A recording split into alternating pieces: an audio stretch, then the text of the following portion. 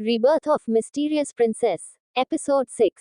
रात के वक्त सब डाइनिंग टेबल पर बैठे दादी और दादू का वेट कर रहे थे। पिया दादी और दादू के आ जाने से बेहद खुश थी, क्योंकि भले ही अर्श के मुंबई जाने के बाद अर्श ने पिया को कॉल ना किया हो, पर दादी और दादू उसे हमेशा हर रोज कॉल किया करते थे। दादी दादू पिता को बिल्कुल अपनी पोती की तरह प्यार किया करते। पिया को भी अब तक सबके साथ रहने में काफी अच्छा फील होने लगा था। उसे ऐसा लगता ही नहीं था कि ये उसकी फैमिली नहीं है।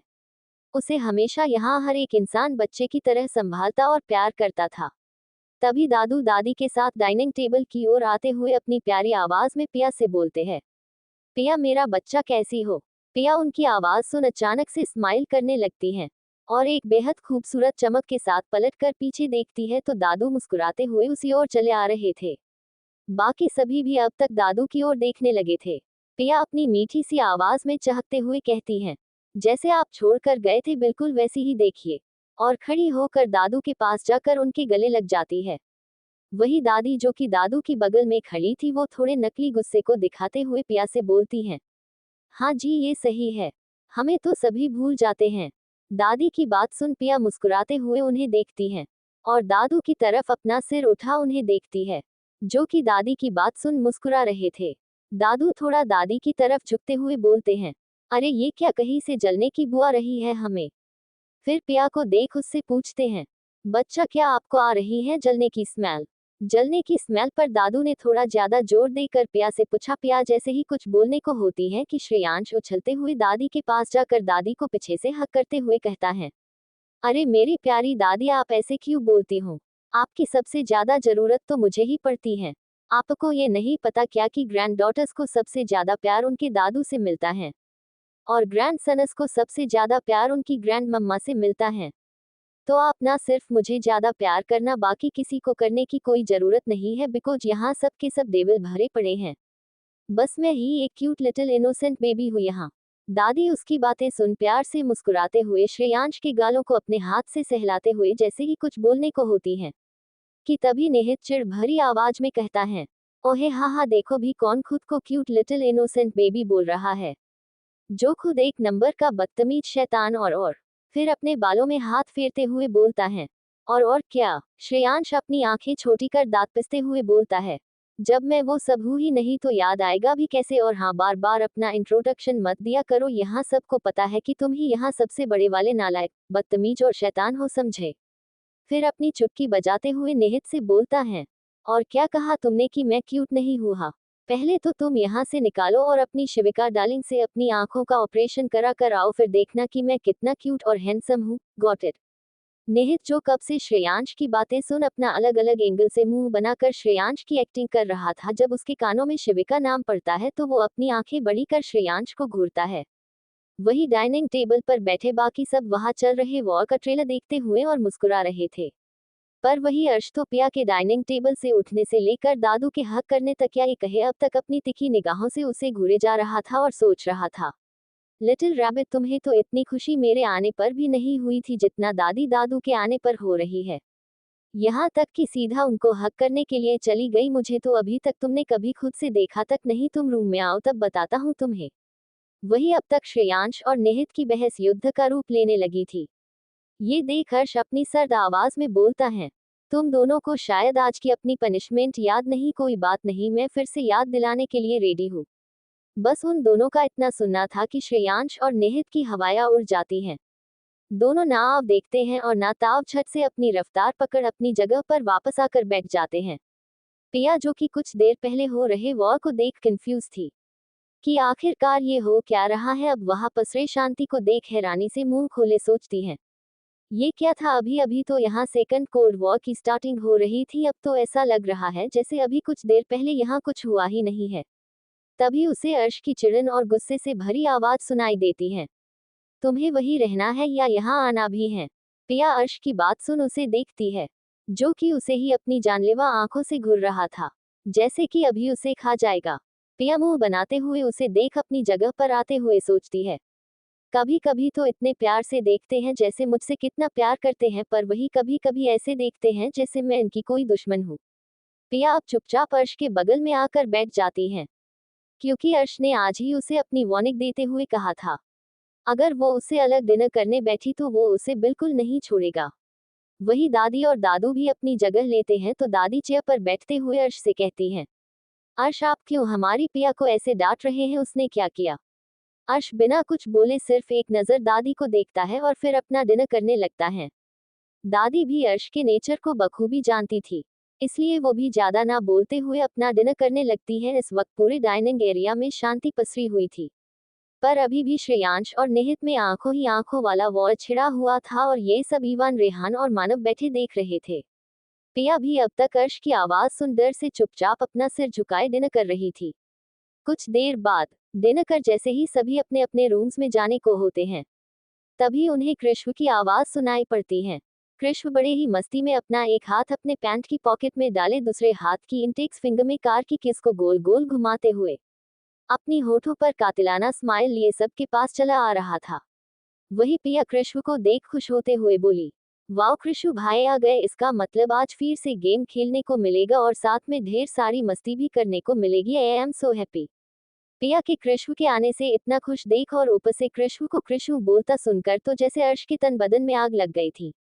अर्श जल्दी से पिया को कमर से पकड़ अपने साइड से चिपका कर अपने दांत पिसते हुए पिया से पूछता है, लिटिल रैबिट तुमने इतने प्यार से तो कभी नहीं बुलाया मुझे हुम, और अपनी एक आईब्रो उचका देता है। पिया उसकी बात सुन हकलाते हुए जवाब देती है, आप गलत समझ रहे हैं, मुझे तो कृषु। पिया इतना बोलते बोलते रुक जाती है और फिर अपनी आंखें भींच दांतों तले अपनी जीभ दबाते हुए मन में कहती है, मर गई। फिर जल्दी से अपने वर्ड्स करेक्ट करते हुए बोलती है, मेरा बोलने का मतलब ये था कि मुझे कृष्ण भाई ने ही उन्हें कृषु भाई बोलने को कहता था, इसलिए मैं उन्हें। ये लाइन पिया बोलते वक्त स्लो होती जा रही थी क्योंकि उसे खुद पर अर्श की खतरनाक नजरें महसूस हो रही थी। पिया और अर्श के बातों के दौरान कृष्ण ने दादू और दादी से मिल भी लिया था और थोड़ी बहुत लड़ाई श्रेयांश से भी कर ली थी। अभी अर्श पिया को घूर ही रहा था कि तभी कृष्ण पिया को आवाज लगाते हुए कहता है, hello my little queen, how are you little queen. Piya भी अब अर्श को इग्नोर कर कृष्ण से बोलती है, आई एम गुड कृष्ण भाई आप कैसे हो। और फिर कृष्ण से शिकायत करते हुए बोली, आप इतने टाइम बाद आए हो, आप थे कहा इतने टाइम से एक बार भी नहीं आए, आपको पता भी है मैं यहाँ कितनी बोर हो रही थी। कृष्ण उसकी बात शिकायतों को सुन हंसते हुए बोलता है, अरे my little queen I sorry, office में कुछ काम आ गया था इसलिए थोड़ा बिजी हो गया था, और मॉम को भी कुछ दिनों के लिए यहाँ से अंकल आंटी के पास जाना था तो इन सब कामों में थोड़ा बिजी गया, पर अब बिल्कुल फ्री हूँ, अब हम मिलकर मस्ती और गेम्स खेलेंगे ओके। पिया खुशी चाहते हुए बोलती हैं, ओके। वही अब सभी एक साथ लिविंग एरिया में आकर बैठ जाते हैं और बातें करने लगते हैं, या ये कहे बातें तो सिर्फ दादू और दादी ही कर रहे थे, बाकी सब तो झगड़े और एक दूसरे को टीस करने में लगे हुए थे।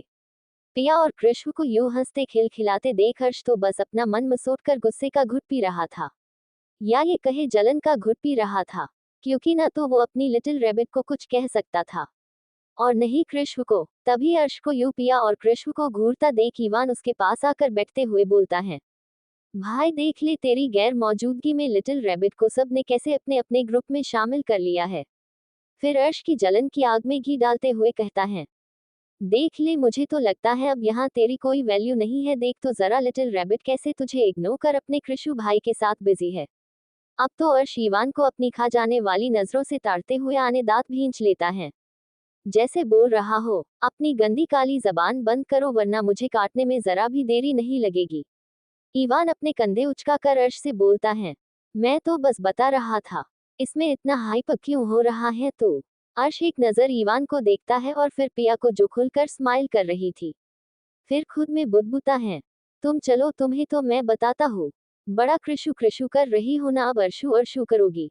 तभी कृष्ण बातों को खत्म कर बोलता है, अरे यार कितने दिनों बाद पूरी फैमिली साथ में है और इस बार तो अर्श की लिटिल रैबिट भी है, तो क्या हम सब यूं ही बातें करते रहेंगे। पिया उसकी बात पूरी होते ही उछलते हुए बोलती है, हाँ हाँ चलिए ना हम सभी कोई गेम खेलते हैं, वैसे भी मैं यहाँ किसी बोरिंग और डरावने इंसान को देख बोर हो गई हूँ। पिया का ताना सुन सभी समझ जाते हैं कि पिया किसे बोरिंग और डरावना बोल रही है। सभी अपना मुंह दबाकर हंसने लगते हैं, क्योंकि उन्हें इस वक्त यमराज जी के गाइड लिस्ट में शामिल नहीं होना था। वैसे आप सब तो जान ही चुके होंगे कि ये यमराज जी है कौन। अरे अपने अर्श बाबू, अच्छा चलिए अब अपनी स्टोरी में आते हैं। वही अर्श तो पिया की बात सुन तिलमिला उठा था। अब तो उससे बर्दाश्त ही नहीं हो रहा था कि उसकी लिटिल रैबिट ने उसे बोरिंग कहा तो कहा, डरावना तक बोल डाल। अर्श अपनी आंखें गुस्से में छोटी कर पिया को घूरता है। पिया अपनी बात बोलकर अपने दांतों से अपनी जीभ को काटते हुए अर्श को ही टुकुर टुकुर देख रही थी। पिया अर्श की नजरों को देख समझ जाती है कि वो क्या कहता चाहता है। पिया जल्दी से अर्श पर से अपनी नजरें हटाते हुए कृषु से बोलती हैं, कृषु भाई प्लीज अब जल्दी से गेम स्टार्ट कीजिए ना। तो दादी और दादू उठते हुए बोलते हैं, आप सब गेम खेलिए, हम लोग अपने रूम में रेस्ट करने जा रहे हैं। निहित दादू और दादी को रोकते हुए कहता है, अरे यार दादी आप ऐसे नहीं जा सकती, आपको भी हमारे साथ गेम खेलना पड़ेगा।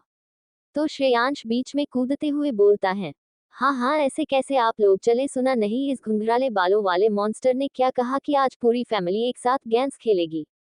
कृष्व अपने लिए घुंघराले बालों वाले मॉन्स्टर सुन श्रेयांश को ऐसे घूरता है जैसे श्रेयांश ने उसकी आधी प्रॉपर्टी जब्त कर ली हो। पर श्रेयांश ठहरा, उसे कहा कोई फर्क पड़ने वाला था किसी के घूरने ना घूरने से।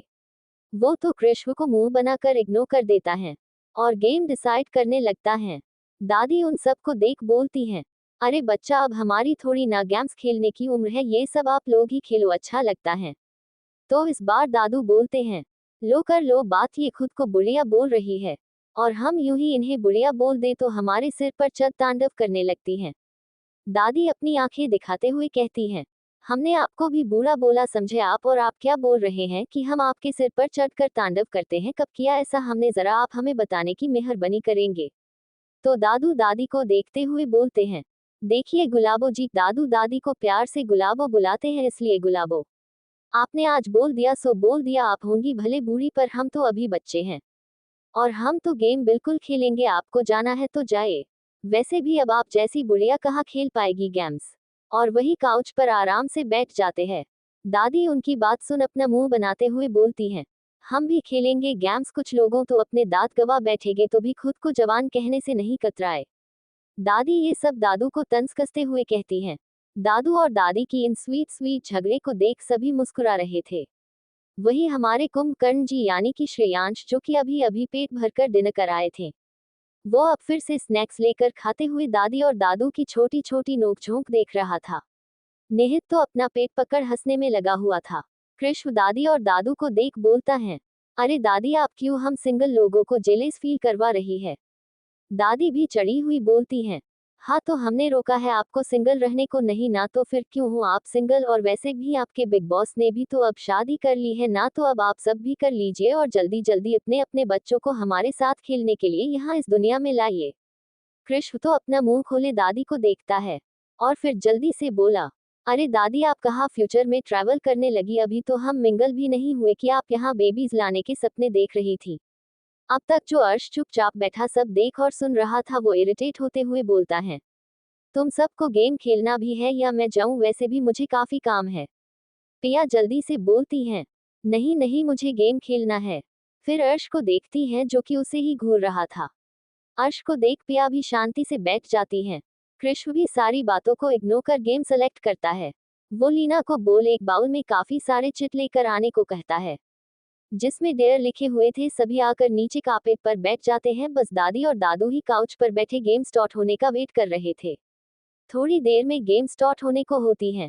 इस वक्त लिविंग एरिया के बीचों बीच एक छोटी सी टेबल रखी हुई थी जिसकी हाइट ज्यादा नहीं थी, नॉर्मली ही थी, जिस पर जमीन पर बैठकर खाना खाया जा सकता था, बिल्कुल वैसी ही थी। उस टेबल के बीचों बीच डेयर से भरा हुआ एक बाउल रखा हुआ था जिसे कृष्ण ने लीना से बोल वहां रखवाया था। दादी और दादू एक साथ काउच पर बैठे थे और उनसे हटकर जमीन पर श्रेयांश बैठा था और श्रेयांश के बिल्कुल सामने निहित बैठा था। निहित के बगल में पिया बैठी हुई थी और उसके सामने अर्श बैठा हुआ था जो गुस्से और जलन से भरी अपनी आंखें से पिया को घूरे जा रहा था। और वही पिया अर्श को इग्नोर करने की पूरी कोशिश कर रही थी, पर वो भी जानती थी कि इस वक्त वो किसी भूखे शेर से पंगे ले रही हैं। पर वो करती भी क्या, इसलिए पिया को अर्श को इग्नोर करने वाला ऑप्शन ही ठीक लगता है, तो पिया उसे ही फॉलो करती हैं। पिया के बगल में बैठा था कृष्ण, जिसकी वजह से अर्श को आज पहली बार जेलेसी क्या होती है का पता चला था। कृष्ण तो मस्त पिया के साथ मिलकर सोंगर्स डिसाइड कर रहा था। कृष्ण के ठीक सामने ईवान बैठा था और दादू दादी के आमने सामने मानव। मानव और ईवान को तो कोई मतलब ही नहीं था, वो तो बस गेम स्टार्ट होने का वेट कर रहे थे कि तभी रेहान की बुझी हुई आवाज सभी के कानों में पड़ती है। कोई है। सभी उस ओर देखते हैं तो बेचारा रेहान मेन गेट से आते हुए अपने हाथों में अपना लगेज लिए उन्हीं सबके पास आ रहा था। दादू पूछते हैं, अरे रेहान बेटा तुम यहाँ कैसे? रेहान भी मुंह बनाते हुए अपना दुखड़ा दादू को सुनाते हुए बोलता है, दादू अपनी कार से और कैसे आऊंगा? पिया तो रेहान की बात सुन शॉक थी, क्योंकि अभी तक जब से वो जेन पैलेस आई थी तब से उसने कभी भी रेहान को मजाक करते हुए नहीं देखा था और ना ही सुना था। आज पहली बार पिया ने रेहान को मजाक में बात करते सुना था। वही बाकी सब उसकी बातों पर हंसने लगे। दादू रेहान की बात सुन उसे अपनी छड़ी दिखाते हुए कहते हैं, तुम्हारी जबान बढ़ गई है, ये दिख रही है ना तुम्हें? अपनी छड़ी को दिखाते हुए, इसे मार मार कर तुम्हें तुम्हारे उस डॉक्टर बाप को गिफ्ट में दूंगा, समझे? जितना पूछा है उतना ही बोला करो। और फिर रेहान को फटकारते हुए बोलते हैं, अब जल्दी बताओ तुम इतनी रात को यहाँ अपना बोरिया बिस्तर लेकर क्यों आए हो? रेहान वही बैठते हुए बोलता है, दादू मुझे डैड ने घर से बाहर फेंक दिया इसलिए यहाँ आया हूँ। अब मैं बेचारा बच्चा कहाँ ही जाता, इसलिए अपने बिग बॉस यानी कि अर्श भाई के यहाँ आ गया। रेहान की बात सुन जैसे ही दादी कुछ बोलने को होती हैं कि तभी उन्हें सबके हंसने की आवाज सुनाई देती है। सभी रेहान को देख अपना पेट पकड़ हंसे जा रहे थे, पर पिया को तो कुछ समझ ही नहीं आ रहा था कि आखिर यहाँ हो क्या रहा है, तो वो बस सबको कंफ्यूजन में देखे जा रही थी और समझने की कोशिश कर रही थी। अर्श ने भी इस पर कोई रिएक्शन नहीं दिया था, पर वो थोड़ा हैरान तो हुआ था कि उसके एक कंपनी का सीईओ अपने डैड के घर से निकलना गया, पर फिर भी वो कुछ नहीं बोलता और बस रेहान के बताने का वेट करता है। श्रेयांश रेहान पर हंसते हुए बोलता है, ओह गॉड, क्या दिन आ गए हैं, the great CEO mister Rehan. Mister Rehan को उनके डैड ने घर से निकल फेंका, ओह गॉड। और फिर अपना पेट पकड़कर हंसने लगता है।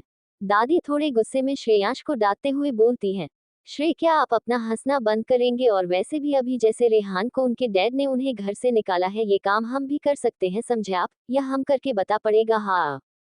श्रेयांश तो दादी के बात सुन अपनी आंखें फाड़े दादी को देखने लगता है। अब श्रेयांश तो क्या वहां बैठा कोई भी हंसने के लिए अपना मुंह तक नहीं खोल रहा था। फिर दादी रेहान से प्यार से पूछती है, क्या हुआ बेटा, आपके डैड ने ऐसे इतनी रात को क्यों घर से निकाल दिया? रेहान चिढ़ते हुए जवाब देता है, यार दादी, डैड मेरी शादी के पीछे पड़े हैं, पर मुझे अभी शादी नहीं करनी इसलिए मैंने उन्हें मना कर दिया। फिर क्या था, डैड ने मुझे संभलने तक का मौका नहीं दिया और सीधा मेरा लगेज निकाल बाहर फेंकते हुए मुझे भी घर से निकल मुंह पर डोर बंद कर दिया। ये सब तो इतनी जल्दी हुआ कि मुझे लगता है डैड ने पहले ही पूरा इंतजाम कर रखा था। दादू उसकी बात सुन बोले, तो क्या हुआ बेटा, देखो अब तुम सबकी शादी की एज हो चुकी है तो अब हर्ज ही क्या है? पिया भी शादी की बात सुन बोलती है, हाँ रेहान भाई, आप जल्दी से शादी कर लीजिए, क्योंकि मुझे ना अकेले मन नहीं लगता, इसलिए जब आपकी शादी हो जाएगी तो आपकी वाइफ के साथ मैं फ्रेंडशिप कर लूंगी और फिर हमेशा ढेर सारी बातें करूंगी, पर आप ना अपनी ग्रैंड वेडिंग करना, क्योंकि मुझे तो मेरी शादी कब हुई पता ही नहीं चला। पर आप ऐसा बिल्कुल मत करना। रेहान तो पिया की बात सुन हैरान होकर बोलता है, मैं यहाँ अभी शादी नहीं करना चाहता, पर आप यंग मैडम, आप तो मुझे ग्रैंड वेडिंग करने को बोल रही है। पिया उसकी बात सुन मुंह बना लेती है। अर्श को जब लगता है यहाँ अब कोई गेम नहीं होने वाला तो वो उठते हुए बोलता है, हम सब कल बातें करते हैं, अभी काफी लेट हो गया है। दादू और दादी को रेस्ट करना चाहिए वरना उनकी हेल्थ पर असर पड़ेगा। दादू भी उठते हुए बोलते हैं, हाँ हाँ आप सब जाए, काफी वक्त हो गया है। उनकी बातें सुन पिया क्यूट सा मुंह बनाते हुए बोलती हैं, पर मुझे गेम खेलना था। अर्श उसकी बात सुन अपने दांत भींचते हुए बोलता है, कल खेल लेना गेम। पिया तो अर्श की आवाज सुनकर ही दुबक गई। अर्श ने बाकी सबको भी देखा जो अभी जाने के मूड में बिल्कुल नहीं लग रहे थे, इसलिए अर्श ने थोड़े रुड वे में उन्हें वार्निंग देते हुए कहा, अगर तुम में से कोई भी कल लेट उठा तो उसका कल मैं क्या हाल करूंगा वो मैं भी नहीं जानता। बस अर्श का इतना कहता था कि सभी ऐसे गायब होते हैं जैसे गधे के सिर से सींग। दादी और दादू भी मुस्कुराते हुए अपने रूम में चले जाते हैं। रेहान भी अपना लगेज लेकर वहां से निकल लेता है। अब पूरा लिविंग एरिया खाली था, थे तो बस अर्श और पिया। पिया अपना सिर झुकाए बैठी थी। अर्श उसे देख ठंडी आवाज में बोलता है, लिटिल रैबिट, तुम चल रही हो या यही सोने का इरादा है? पिया जल्दी से अपना सिर उठा बोलती है, नहीं नहीं, मैं क्यों यहाँ सोने लगी, और जल्दी से अर्श के बगल से निकल अपने रूम की ओर भागती है। अर्श उसे ऐसे देख बोलता है, कब तक भगोगी जाऊंगी तो मेरे ही रूम में ना। ये बोल अर्श भी रूम को और बढ़ जाता है। अर्श इस बेडरूम। अर्श जैसे ही अपने मास्टर बेडरूम में एंटर करता है तो उसके फेस पर एक प्यारी सी स्माइल खिल उठती है। अर्श अपनी स्माइल को और गहरी करते हुए अपने कदम अपने मास्टर बेड की तरफ बढ़ा देता है। अर्श की ये स्माइल पिया को देखकर आई थी क्योंकि पिया अर्श के डर से ब्लैंकेट अपने सिर से लेकर पाँव तक और पूरी की पूरी मम्मी बनी लेटी हुई थी। पिया को देख अर्श ये तो समझ चुका था कि पिया सोई नहीं है क्योंकि पिया को लाइट्स ऑन करके नींद नहीं आती थी और इस वक्त रूम की सारी लाइट्स ऑन थी। अर्श पहले तो सारे रूम्स की लाइट्स ऑफ करता है और फिर पिया को देख स्माइल करते हुए अपने बेड की ओर बढ़ जाता है। अर्श को बैग की तरह आता देख पिया अपनी आंखें भींच लेती है और अपने ब्लैंकेट को कस के पकड़ भगवान ऐसी प्रेयर करती है। प्लीज गॉड जी प्लीज, पिया खुद में बड़बड़ाते हुए बोलती है। प्लीज भगवान जी आज बचा लेना मेरे डेविल हब्बी से, प्लीज प्लीज प्लीज। बोलने को तो मेरी जुबान कैंची की तरह चल रही थी, पर अब तो इन्हें देख ऐसा लग रहा है जैसे ये आज मुझे जेहिन्नू की सैर पर भेजने वाले हैं। ओ गॉड प्लीज सेव मी। तभी अर्श पिया का ब्लैंकेट पकड़ एक झटके में खींचकर हटा देता है। अर्श के इस एक्शन से पिया डर गई पर फिर भी खुद को संभाल वैसे ही सोने की एक्टिंग करने की पूरी कोशिश करने लगी। अर्श पिया को ऐसा करता देख अपनी प्यारी स्माइल को डेविलिश स्माइल में कन्वर्ट करते हुए पिया के ऊपर आ जाता है। अब तो पिया से रहा नहीं जाता, वो जल्दी से अपनी आंखें खोल अर्श को अपनी डरी सहमी आंखों से देखते हुए बोलती है, ये आप क्या कर रहे हैं? प्लीज हटिए, मुझे नींद आ रही है और कल कॉलेज भी जाना है। फिर पिया अर्श की मस्कुलर चेस्ट पर अपने सॉफ्ट हैंड रख अर्श को पुश करती है। पर पिया की मजाल है जो अर्श को हिला भी पाए और वो भी जब तक अर्श ना चाहे। अर्श पिया की बात सुन बोलता है, अच्छा तो तुम्हें नींद आ रही है? हाँ। पिया अर्श को वैसे ही टिमटिमाती डरी सहमी आंखों से देखते हुए जवाब देती है। हो। पिया के ऐसे बोलने पर पिया अर्श को इतनी ज्यादा क्यूट लग रही थी कि एक वक्त के लिए अर्श का मन किया कि अभी वो पिया को अपने साथ लेकर बहुत सारा प्यार करे, पर अर्श ऐसा अभी कुछ नहीं चाहता था क्योंकि वो अभी पिया के अंदर अपने लिए फीलिंग्स डेवलप करना चाहता था, या ये कहे खुद से प्यार करवाना चाहिए था। अर्श पिया को देखते हुए कहता है, मैंने तुमसे कहा था ना कि तुम मुझे हब्बी बुलाओगी। पिया भी अब अर्श से ज्यादा पंगे नहीं लेना चाहती थी, इसलिए जल्दी से अपनी गर्दन हिलाते हुए जवाब देती है, हाँ आपने कहा था और मैं आपको हब्बी बोलती भी हूँ। अर्श पिया का जवाब सुन अपनी आईब्रोज रेंज करते हुए बोलता है, अच्छा, और फिर अपना एक आईब्रो उठाते हुए पूछता है, पर लिटिल रैबिट तुमने मुझे हब्बी कब कहा? पिया जल्दी से उसे जवाब देते हुए बोलती है, कॉलेज में। अर्श पिया के हाथों को पकड़ता है जो कि उसके के चेस्ट पर रखे हुए थे। अर्श पिया के हाथों की उंगलियों में अपनी उंगलियां फंसते हुए धीमी आवाज में बोलता है, अच्छा तो तुमने मुझे कॉलेज में हब्बी कहा है, पर मैंने तो तुम्हें अपने सामने भी हब्बी बोलने को कहा था। पिया अर्श के यूं छूने से अपनी आंखें बंद कर लेती है। अर्श काफी इंटेंसिटी के साथ पिया को टच कर रहा था। अर्श पिया को ऐसा करती देख मुस्कुरा देता है, पर फिर भी पिया से अपने किए गए क्वेश्चन का आंसर पूछते हुए बोलता है, लिटिल रैबिट मैंने तुम्हें सोने की परमिशन नहीं दी है भी, मुझे अपने सवाल का जवाब चाहिए। पिया को समझ ही नहीं आ रहा था कि आखिर वो अर्श को जवाब क्या दे, इसलिए पिया अपनी आंखें खोल अर्श को देखते हुए बोलती है, क्योंकि मुझे आपसे डर लगता है, आप जब अकेले होते हैं तो प्यार से बातें करते हैं और जब सबके सामने होते हैं तब गुस्सा करते हैं, इसलिए मुझे आपको अपना हब्बी बुला अच्छा नहीं लगता। पिया हिम्मत कर अर्श के सामने अपनी शिकायत रख देती है। अर्श पिया की सब बात सुनता है, पर जब पिया ये बोलती है कि अर्श उस पर गुस्सा करता है तो उसकी आंखें हैरानी से छोटी हो जाती हैं। अर्श अपना कंफ्यूजन से भरा हुआ फेस लेकर पिया से पूछता है, लिटिल रैबिट मैंने तुम पर गुस्सा कब किया? Can you tell me? Piya जो कि अर्श के क्यूट फेस को देख रही थी, उसे तो अर्श की कोई बात सुनाई ही नहीं देती, वो तो बस अर्श के हैंडसम फेस में खोई हुई थी। अर्श जो पिया की बात सुन कंफ्यूज होकर उसे देख रहा था, वो इस वक्त बहुत ही ज्यादा क्यूट लग रहा था। उसकी आंखें जिसमें हर वक्त गुस्सा और कमांड भरे रहते थे, इस वक्त वो बिल्कुल शांत थे। उसके फेस पर एक मासूमियत से भरी क्यूटनेस थी जो कि बाकी दिन जैसी नहीं थी। बाकी दिनों में इस फेस पर कोल्ड एक्सप्रेशन और सीरियसनेस भरी हुई रहती थी, पर इस वक्त ऐसा बिल्कुल नहीं था। उसके होठों पर थोड़ी चिढ़न थी जो अर्श को और भी ज्यादा अट्रैक्टिव बना रही थी। पिया का तो अर्श को देख दिल कर रहा था कि अभी जाकर अपने मॉन्स्टर हब्बी के किस कर ले, पर उसमें इतनी हिम्मत नहीं थी कि अपने इस डेविल हब्बी को किस कर सके। पिया बस अर्श में खोई उसे निहार रही थी और अर्श के हर पल बदलते एक्सप्रेशन को देख हल्की स्माइल भी कर रही थी। पिया अर्श को इतने प्यार से देखे जा रही थी कि उसे पता ही नहीं चला कि कब उसके होठों पर एक प्यारी सी मुस्कान खिल उठी। अर्श जब पिया को खुद को इतने प्यार से देखता देख और खुद में डूबा हुआ देखता है तो उसके फेस पर एक डेविल स्माइल आ जाती है। वो अपने लिप्स को एक साइड से ऊपर की तरफ मोड़ता है और हल्का नीचे झुककर पिया के लोअर लिप को अपने तेज दांतों के बीच रख बाइट कर लेता है, जिस वजह से पिया की चीख निकल जाती है।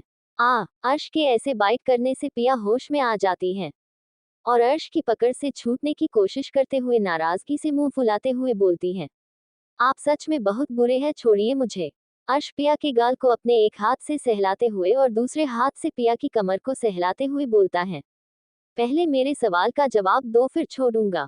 पिया अर्श की आंखों में देखते हुए बोलती है, नहीं देना मुझे कोई जवाब, अब छोड़िए मुझे, वरना कल मुझे सुबह उठने में लेट हो जाएगा और आपने वार्निंग भी दी है कि अगर कोई लेट आया तो आप उसके साथ क्या करेंगे ये आपको भी नहीं पता। तो अब छोड़िए, मुझे सोना है, कल आपको आपके क्वेश्चन का आंसर दे दूंगी पक्का।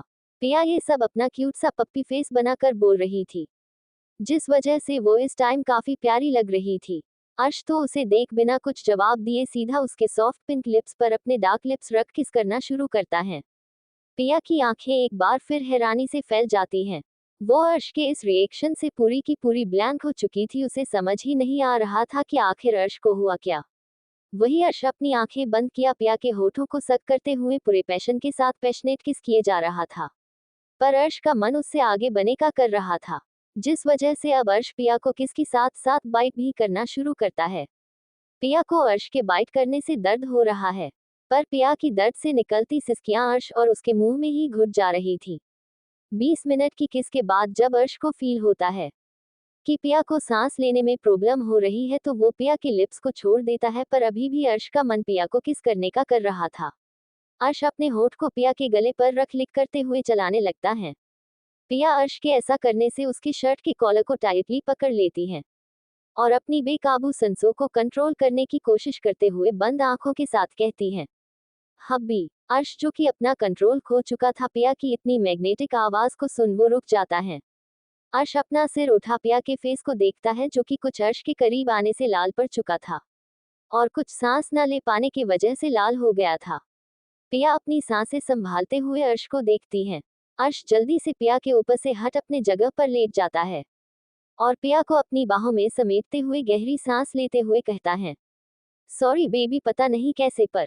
पिया उसे देखते हुए बोलती है, मुझे नींद आ रही है। अर्श अपनी बात अधूरी छोड़ पिया को प्यार से उसके माथे पर किस करता है और बोलता है, सॉरी माय लव, और फिर उसके बालों को प्यार से सहलाने लगता है।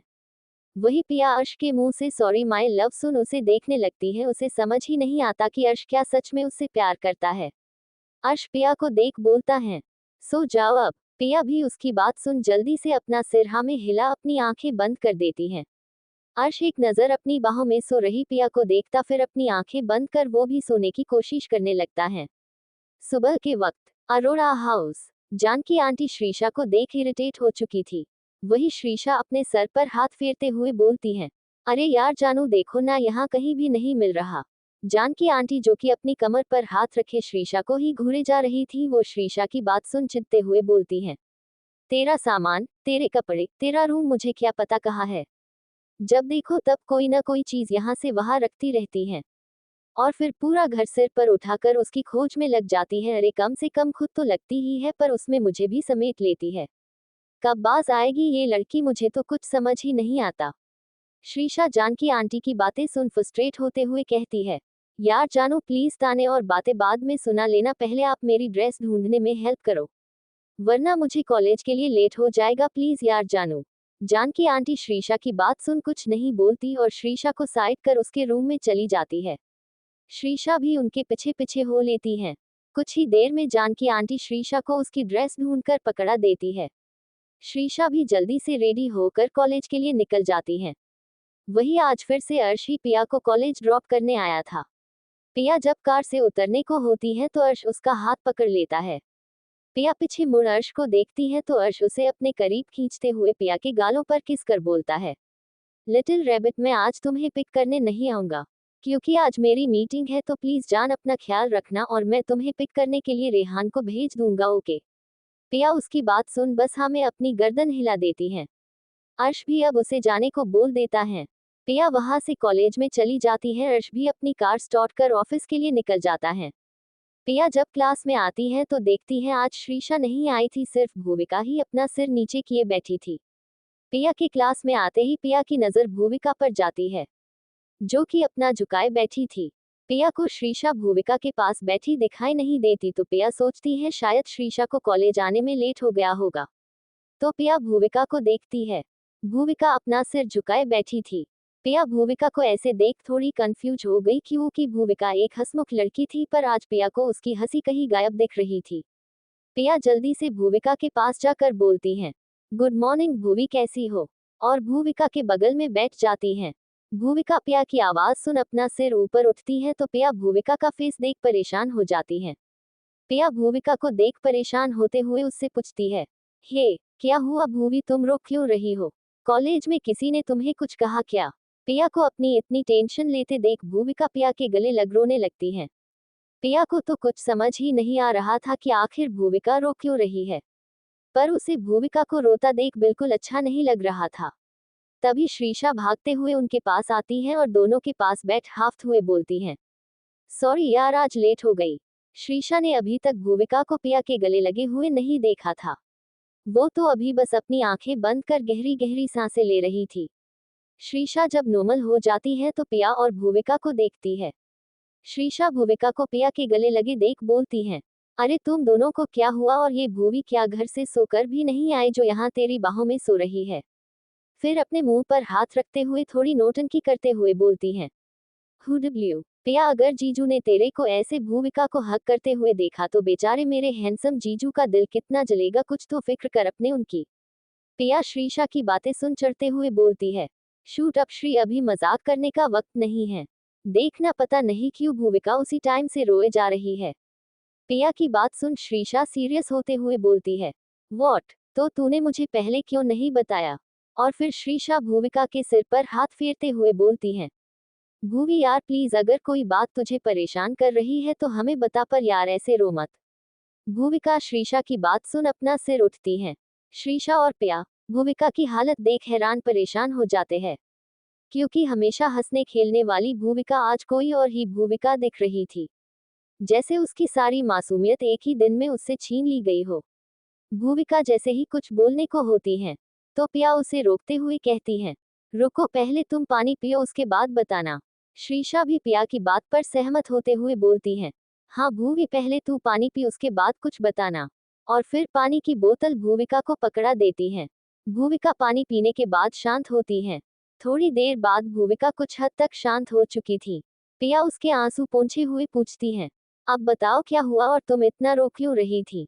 भूविका पिया को देखते हुए बोलती हैं, यार हमेशा मेरे साथ ही ऐसा कोई होता है कि जब जब मैं अपनी लाइफ को एक नया मौका देने को होती हूँ तभी क्यों भगवान मेरी लाइफ में कोई ना कोई ट्रबल्स को भेज देते हैं। श्रीशा भूविका की बात सुन बोलती है, यार मुझे तेरी कोई बात समझ नहीं आ रही, प्लीज जो है वो साफ साफ बता, क्योंकि हम तुझे ऐसे रोते हुए और उदास नहीं देख सकते। पिया भी भूविका का एक हाथ अपने हाथ में फंसाते हुए बोलती है, हाँ, और हमें हमारी भूवी हंसते हुए ही अच्छी लगती, वरना रोते हुए तो भूतनी लगती है, भूतनी।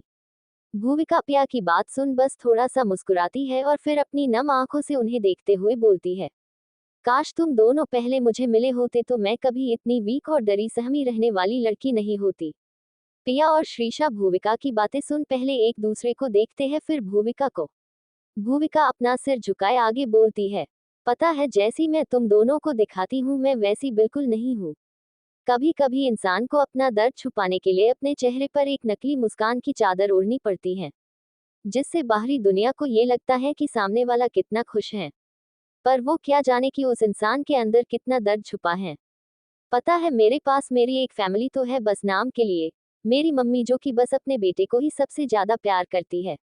उन्हें तो बस उनका बेटा ही दिखता है। बचपन में पापा ही थे जो मुझे प्यार किया करते थे, मेरी केयर किया करते थे। मुझे जो चीज चाहिए होती थी बस बोलने की देरी थी, और पापा वो हर चीज पूरी किया करते थे। बट उनके जाने के बाद भूविका ये सब बोलते बोलते वापस से रोने लगती हैं, पर फिर खुद को संभालते हुए पिया और श्रीशा को देखती है। पिया और श्रीशा को भी भूविका की बातें सुन उन्हें भी अपने डैड की याद आने लगी, पर आज तक उन्हें कभी ये नहीं पता चला कि आखिर उनके डैड है कौन। भूविका दोनों को देख बोलती हैं, मेरे पापा की डेथ होने के बाद मम्मी ने मुझे ऐसे पराया किया जैसे कि मैं उनकी बेटी हूं ही ना। श्रीशा भूविका के कंधों पर हाथ रख उससे पूछती है, पर तुम्हारी मम्मी ऐसा कैसे कर सकती है, आखिर तुम हो तो उनकी ही बेटी ना। भूविका उसे देख बोलती है, मुझे भी नहीं पता कि क्यों मेरी ही मम्मी मुझे अपनी बेटी नहीं मानती, पर हाँ मेरी मम्मी को बस मेरे भाई और पैसे से प्यार है। पिया उसे देख मासूमियत से पूछती है, पर तुम रो क्यों रही थी, तुम्हारी मम्मी ने कुछ कहा क्या तुम्हें? पिया ने ये सवाल ऐसे अंदाज में किया था जैसे कि कोई छोटा बच्चा अपनी फ्रेंड से पूछ रहा हो, क्या तुम्हारी मम्मी ने तुमको डांटा? भूविका अपने भराए गले से पिया को देखते हुए बोलती है, आज सुबह जब मैं कॉलेज के लिए आ रही थी तो मेरी मम्मी मेरे पास आई और उन्होंने ने मुझे मेरी शादी के बारे में बताया कि उन्होंने मेरी शादी तय कर दी है। श्रीशा हैरानी से अपना मुंह खोले बोलती है, वॉट? भूविका की आंखों से एक बूंद आंसू उसके गालों पर आकर रुकता है। तो भूविका अपनी आंखें बंद कर एक गहरी सांस लेते हुए कहती है, मुझे इस बात का दुख नहीं है कि मम्मी ने मेरी शादी तय कर दी। दुख तो इस बात का है कि वो अपनी बेटी को ही बेचकर उसे शादी का नाम दे रही हैं। भूविका की इस बात को सुन पिया और श्रीशा शौक रह जाती हैं। दोनों अपनी आंखें फाड़े बस भूविका की कही बातों को सुन रही थी। पिया हैरानी से भूविका को देखते हुए पूछती है, मतलब? भूविका अपना सिर नीचे कर अपने भरे हुए गले के साथ जवाब देती है, मतलब मेरे भाई को अपना खुद का बिजनेस स्टार्ट करना है और भैया को इसके लिए कम से कम 50 से 70 लाख रुपयों की जरूरत है और इतना हमारे पास नहीं है जिससे भैया खुद का बिजनेस शुरू कर सके।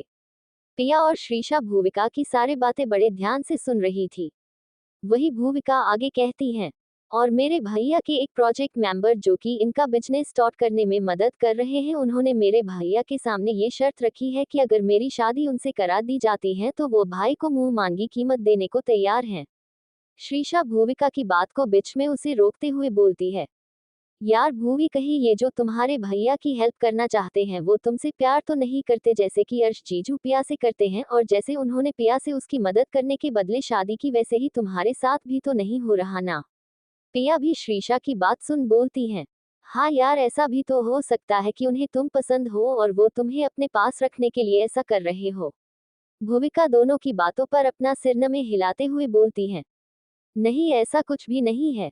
वो जो भैया की हेल्प करने के बदले मुझसे शादी करना चाहता है वो बस एक मशहूर कैसेनोवा है जो लड़कियों को हमेशा कपड़ों की तरह बदलता है।